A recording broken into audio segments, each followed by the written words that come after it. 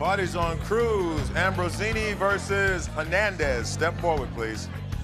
16-year-old Nicole Ambrosini and her 20-year-old boyfriend, Moses Cruz, claim exotic dancer Lisette Hernandez owes them a refund on a condo.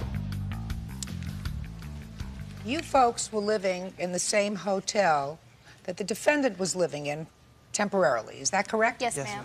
Is that where you became friends? Yes, ma'am. Is that right? Well, we didn't become friends there. We became friends at work. Okay. Don't tell.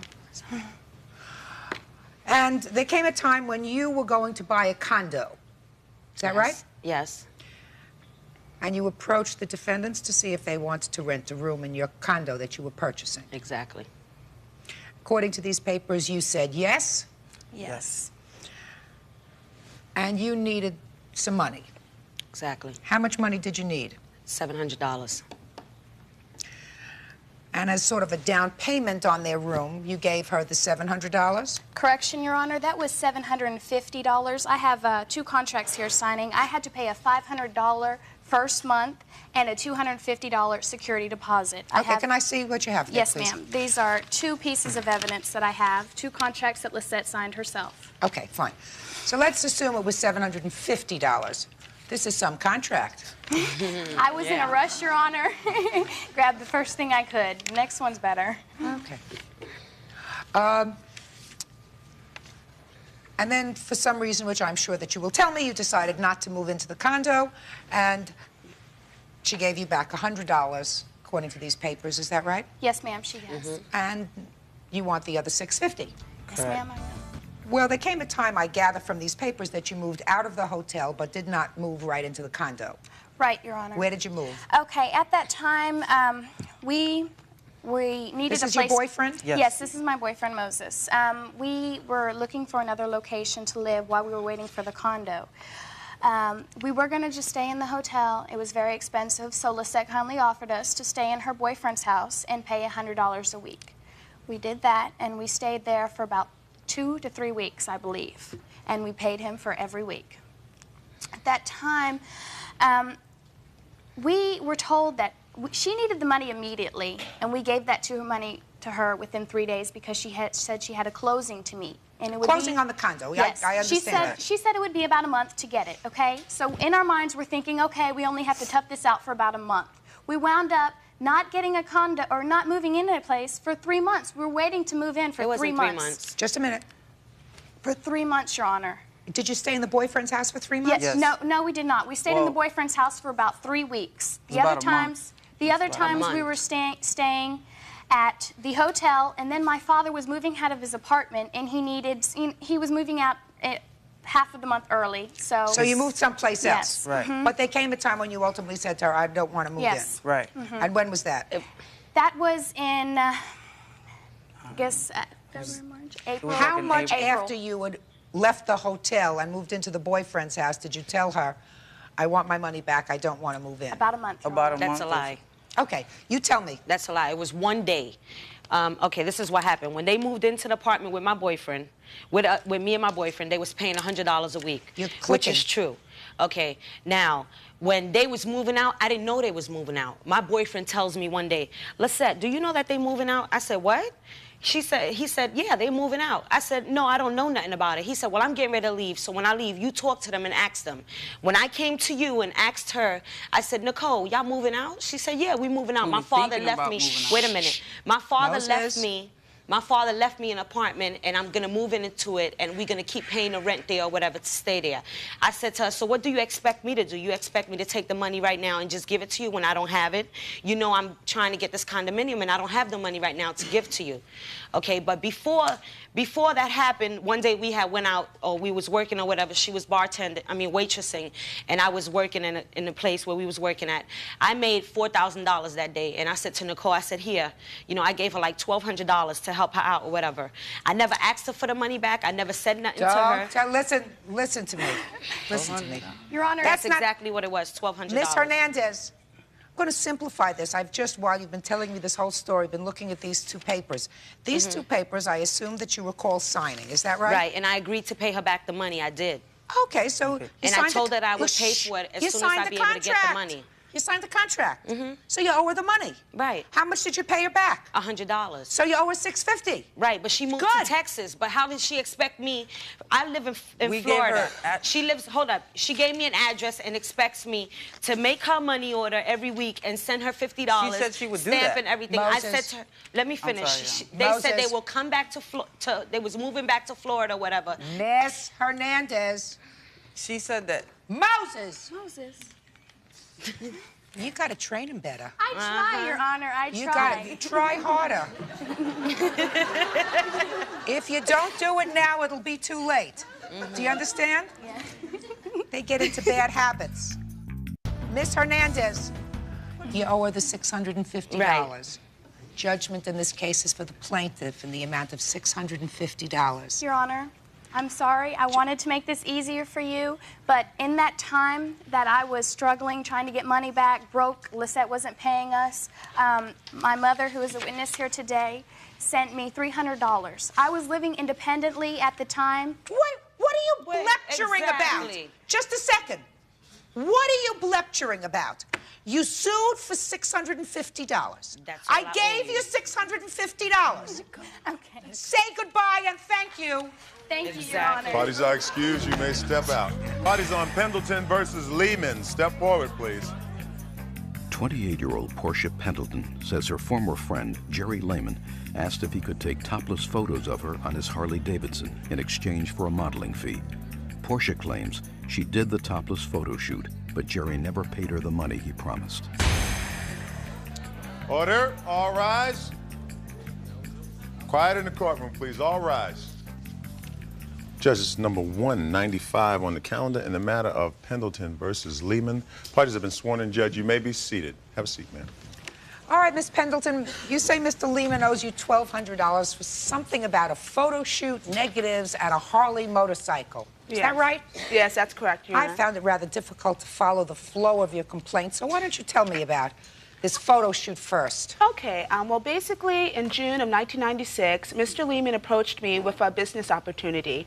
He told me that... How did you know Mr. Lehman so that he could approach you? Oh, he approached me at the bar and restaurant that I worked with. He'd been coming in there for approximately 2 years, and I've gotten to know him over that period of time. So in June, Mr. Lehman approached me. He stated that his motorcycle was going to be published in a magazine on the parts, the custom work he does on Harleys, and he needed a model to model with his motorcycle. He told me that the magazine that it was going to be published for was called Easy Rider. It was a biker magazine, and the pictures detailed, bikini, and some of them were going to be topless. And, I checked them out. They were a little cheesy, but not really bad. And I went ahead and I bought a copy of the magazine and the type of pictures that I was told I was going to be taking. At that point in time, I told Mr. Lehman I'd be interested in doing it. I was told that it would cost, I would be paid $1,200 if I did my own hair and makeup, and he would take the pictures. So what you're saying is he said that he would pay you $1,200 to do the photo shoot? Yes. It's totally incorrect. So, at that point in time, I went down to a shop probably in the middle of October, and we went ahead and took 2.5 rolls of film. I told Mr. Lehman that, one, I wanted the set closed because I didn't want a whole bunch of people, wagging about it, around. And the second thing is that once we were done with the shoot, that I get the negatives and the pictures back of the pictures that he wasn't going to use, because I just didn't want them, floating all over the place. The only reason that I didn't get a contract with Mr. Lehman is because I've known him for 2 years. I considered him a friend, and I thought I could trust him. If I would have known that it would come to this point, I would have had him go through my agency to get me to take these pictures. I have my portfolio book here with the type of shots that I normally do.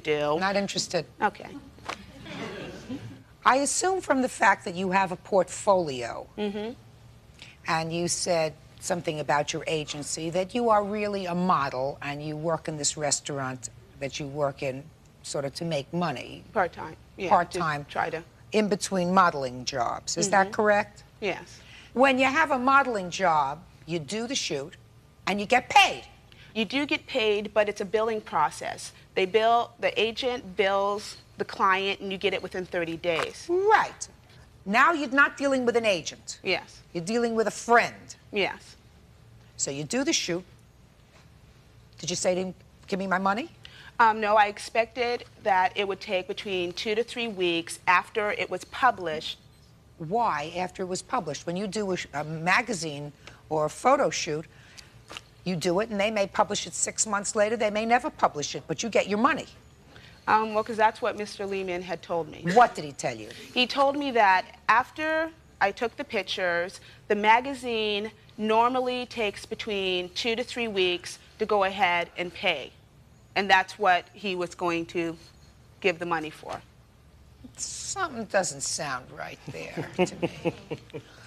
You're not waiting for the magazine, Miss Pendleton, to publish your pictures. You don't give a rat's behind whether the magazine publishes your pictures or not. No, that's true. Right? You were doing the photo shoot for him. Yeah. Unless your arrangement with him was that you only got paid if the magazine bought the pictures. Correct.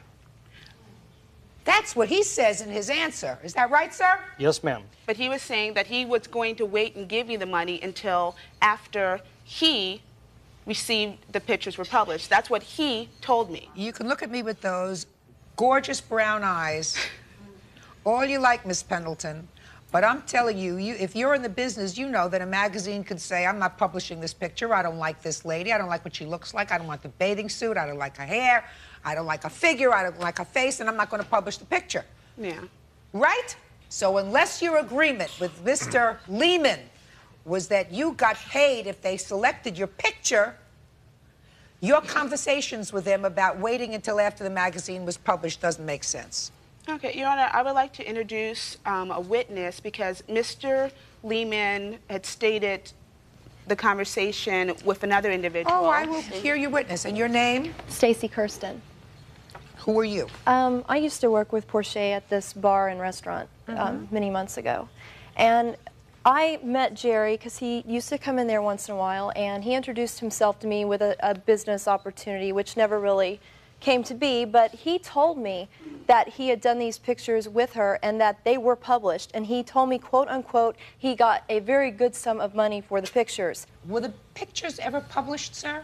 No, ma'am. So that you were just pulling this lady's leg? I never told her that. What'd you tell her? I haven't never discussed Portia's business with this woman. They are friends. I have met her. I have talked to her on occasions. I have never discussed any business with her at all. Are you a photographer or a biker? A biker, not a photographer. I met Portia. She has done quite a few of these contests, bikini contests, different contests, and when I talked to her, she seemed to always be strapped for money. So I told her, this magazine right here, that if we took pictures and they accepted them, it pays $500, and it states it right in here. She gets $350, I get $150. I told her at that point, because we had an arrangement where I was building a motorcycle that I'd bought, and I planned on selling it to her way before this even happened. I told her that if they went in, she could have my $150, keep the $500. She told me at that point, fine, why don't we just deduct it from the bike? She took the pictures, sir. Yes, we took the pictures. All right, so let's move on with it. But she never filled out the release form and the other requirements, so they could not be sent in. Did you ever fill out release forms?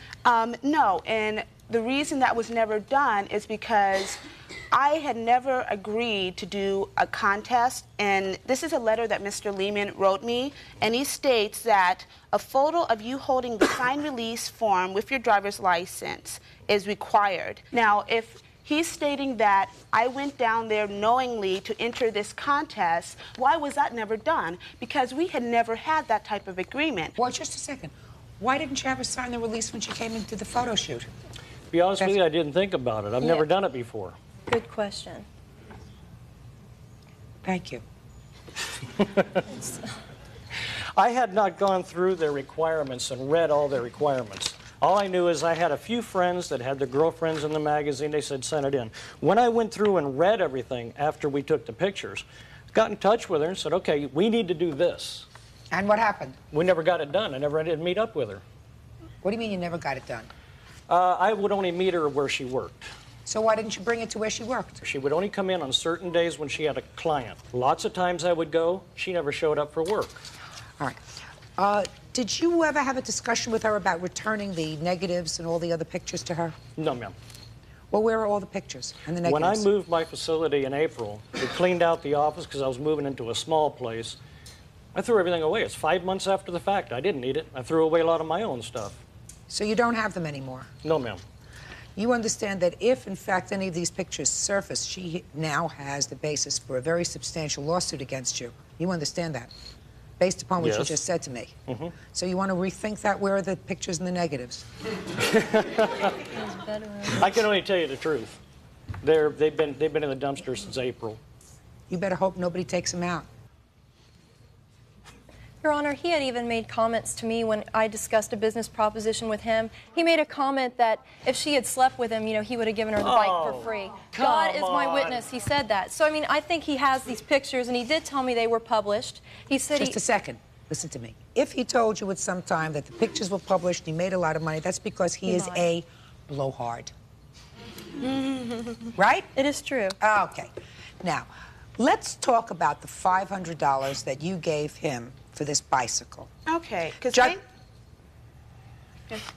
Did you give him $500 as a down payment for the bike? Yes, I gave Good. him. And he gave me the key. Did she give you $500 for the bike? She has never given me a penny in her life. And what they need is lie detector machines sitting right here on each table. Show me the canceled check for the $500 that you gave him. I didn't give him a check, I gave him cash, but he gave me the key to the motorcycle, and he told me that he would deliver the motorcycle in a couple of weeks because it was having mechanical problems. Where did you get the $500 from? From working. So you keep all the money that you make in cash? Some of it, yes, and then, you know, when I do my modeling jobs, I have the checks and I deposit them into my account. In a bank account? Mm-hmm. In a checking account, because that's where you keep the money that you receive, because you have to pay taxes on it, right? Mm-hmm. You write checks for your rent, right? That's true. You write checks for your telephone, But right? Right? That's correct. You write checks for your credit cards, correct? Mm-hmm. I don't believe you. It's Kate, I believe him. I believe that what you just agreed to do was to do a contest. I don't believe that he agreed to pay you $1,200 even if the pictures weren't published. That's a lot of nonsense. He's not a photographer, he's a biker. And I don't believe that you gave him $500. So your case is dismissed. Thank you, Your Honor. All right, are excused. You may step out. Back, go to your right. For a bottle of booze, you're going to give somebody a key to a $3,500 Harley Davidson, especially, you know, somebody that you're not in any type of relationship She don't do for. any good without the motorcycle. And now the next case. Party's on Malcolm versus Tripp. Step forward, please. Attorney John Malcolm says his cat Virginia was killed by his neighbor, Gerald Tripp's pit bull. Gerald has offered to pay $12.50 to replace the cat. But John says that is not enough. Mr. Tripp, this is your dog? Yes, ma'am. Your dog killed the plaintiff's cat. So they You don't say. seem to deny that. Well, I don't know that for sure neither. Put your hands down, sir. From your answer to Mr. Malcolm's complaint, you sort of... Am I boring you? Definitely. I apologize. Well, then I'll try to make it as fast as possible. Mr. Malcolm, you two were neighbors? Yes, we are. I would like you to tell me what you observed. Give me the date of the incident. July 29th, at about 1:15 in the morning, I was awoken by the loud barking of a dog and the scream of a cat. And this was a horrific scream. It wasn't like an ordinary cat fight. It was a bloody murder type scream. I got up out of bed, ran to the other end of the house, looked out the kitchen window, and in my field of view, which is about 30 degrees, I could see at least two people standing, not more than this distance from here to the dog, watching that dog attack our cat. Where did this happen, sir? This happened about 10 feet away from our front porch. Okay, so it was on your property? Yes, it was. What did you do? I ran to the back of the bedroom, got my pants and a flashlight, and ran out. And I think I said something like, "Hey, you guys just killed my cat." The dog was already gone at that point. He was already gone. You mean the defendant? The defendant. His brother Rodney. That's this young man here? Yes, seated with a dog.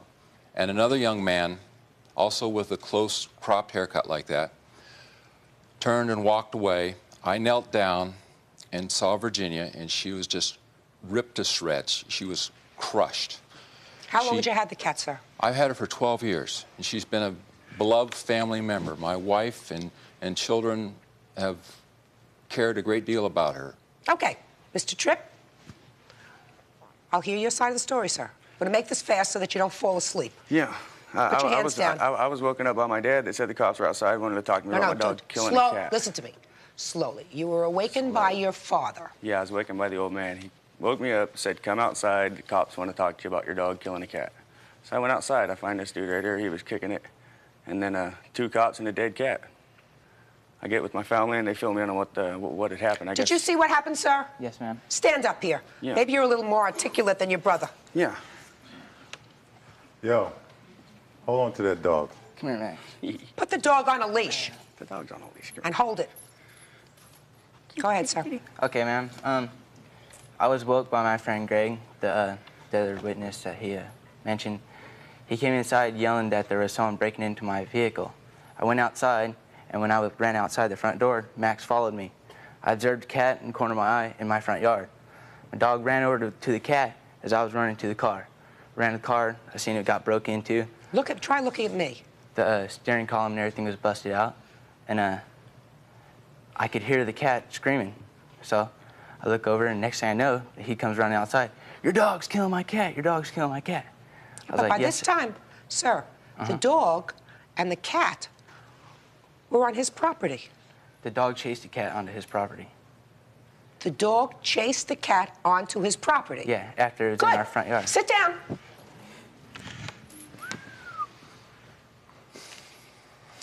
So once this happened, which one of these 2 geniuses said to you, "Too bad about your cat, man"?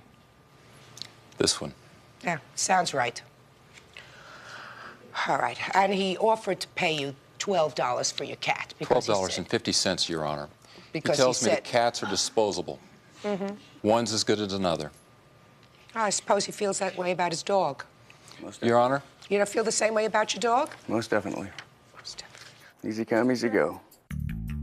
Mr. Tripp, how old are you, sir? 22, ma'am. 22. And how do you support yourself? Unemployed. So you don't support yourself? Correct.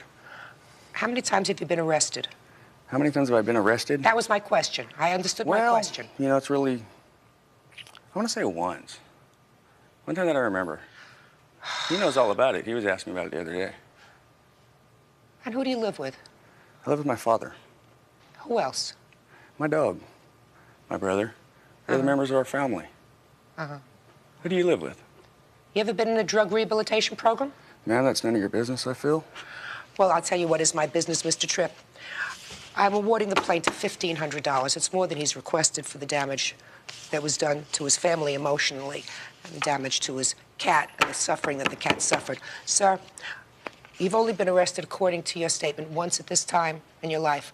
You continue with that kind of an attitude when you're in court. I guarantee you this will not be the last time you're before a judge. That's all. All right, excuse. You may step out. See that, right?